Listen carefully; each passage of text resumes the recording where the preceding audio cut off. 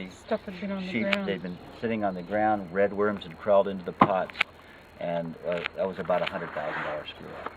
Right. So working on islands, you have those issues. You have they are isolated islands, and they don't have the disease. Don't, you know, we just sort of, I mean, they over time they get it, and if the stuff's really weed free, they generally do a really nice job. Well, they're not as consistent as you do. Like, they'll do Yeah. 50 great in a row, and And then then- 4 in a row that they just. Yeah. So my point is here, these are not correct, but these were not done by professionals, and so I'm not going to criticize them. But The process there for them is more horticultural therapy and let's not go through what plant they production. did. This is a weed. See, so these have to be redone. So this one we want to take it out, you know, Start over again. and start over, and we want to pull the weeds off like Don showed you.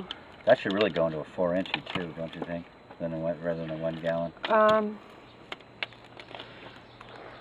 Yeah, and we should, you know, I think we should trim up this dead stuff, find some clippers, you know, and so then repot this. Do we have any more 4 inches left? Or we got to Oh, we forgot to put those in the truck.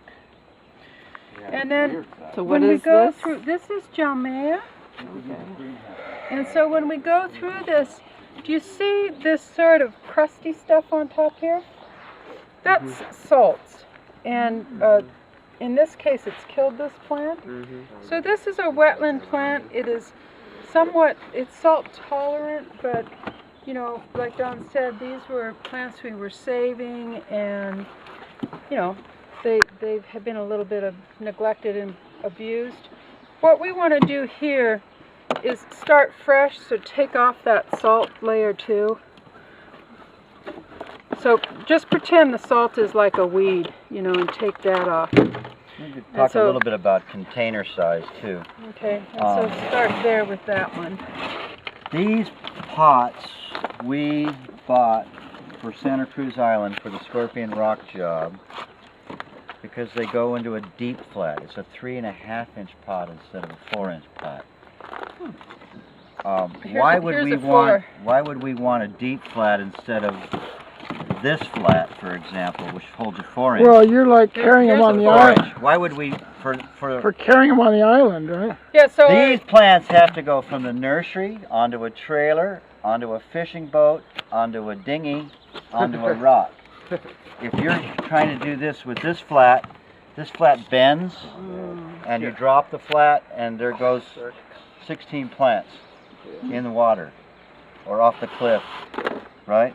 So we bought this stuff because now we can hand this nice, strong deep flat up, and it doesn't bend and twist, and the plants don't fall out, right? hanging up. A little more expensive buying this flat versus this flat, but it's not when you think about if you drop 2 or 3 flats in the water, then you just all of a sudden paid for your deep flats. Well, and also safety of your personnel.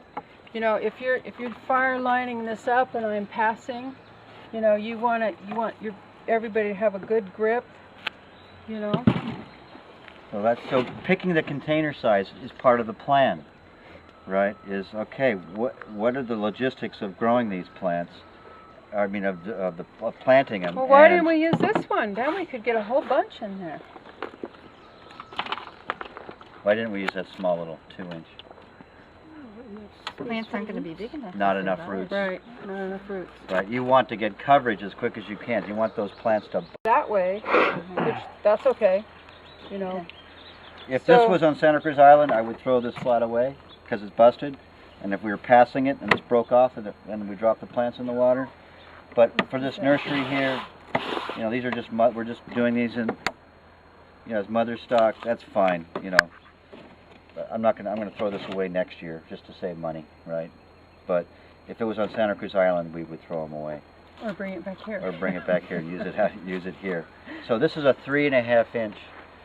This flat also holds a 3.5-inch tall, which is you get even more room. But then what happens is you get into resistance to certain things.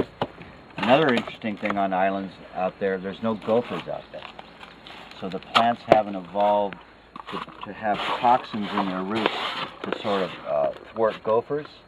So if you take an island plant from the island and bring it here, the gophers are just like in heaven. They go straight for the island plants first, right? Because as plants evolve over time, they develop defenses against critters. So on Santa Cruz Island, there are no gophers, but they're gopher snakes. So how did that? Go figure how that happened. What do you think? Why would there be gopher snakes in an island that had no gophers? So many. Yeah. No. Could be, maybe. Slid off a boat somewhere, my guess. They basically burned their bed up. Here, What is this right here? our mother plants have gone feral, Disticus. and they're all interbreeding Yeah. with each other. They're commingling. Commingling. We have commingling.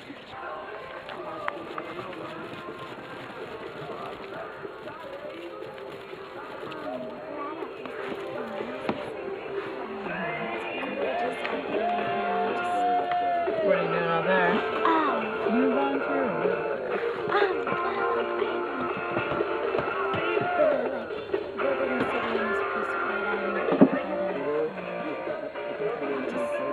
Takes place in the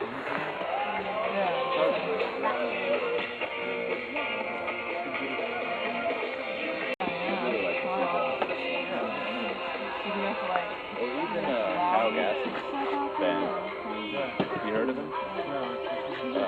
So somebody can try and divide that apart, you know, as best you can. For that, here we've got Juncus phaliocephalus, which is brown-headed rust. And what is this? Oh. Willow. A royal willow. We need that. Save that willow. We need the willow.